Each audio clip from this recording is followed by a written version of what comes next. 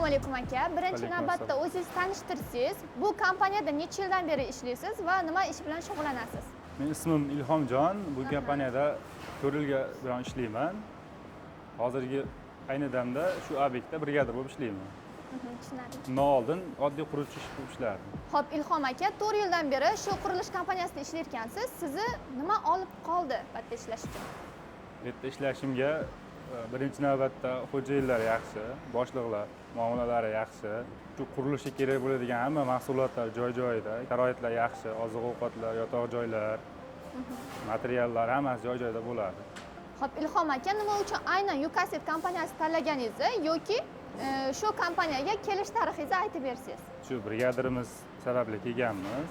O'sha taklif qilgan ishga joylar ko'rganmiz, yaxshi, sharoitlari shu sababdan ma'qul kelgan.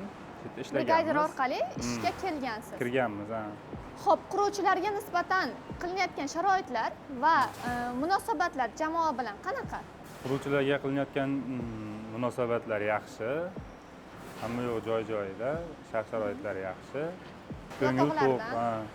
Hamma yo'q joy-joyida. Kamchiliklar yo'q. Sovuq kunlarda ham oziq-ovqatlar o'zgargani yo'q. Shu oldingidaqa hamma yo'q. Xo'p, Ilhom aka, shu ish faoliyatingiz davomida eng esda qolarli voqea bo'lganmi? Aytib bera olasizmi? Birorta? Esda qolarli voqealar ko'p bo'lgan, endi qaysi birini aytsam ekan. Birortasini kulgili voqea yoki esingizda qolgan voqea. Shu obyekt oladigan bo'lsa, kotlovan jarayonida ishladik. Misol uchun ko'pchilik ishladik.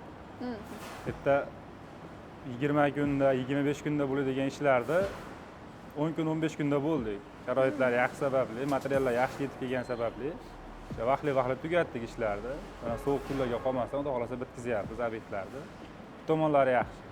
Esingizda qoldi. Vaqtida yetkazib berishgani, o'sha paytda ishlagan kunlaringiz esingizda qolgan. Ha, hammasi. Tushunarli. Vaqtingizni ajratganingiz uchun rahmat. Yaxshi ishlab oling, charchamang. Sog' bo'ling. UK Asset. Mustahkam va ishonchli uylar.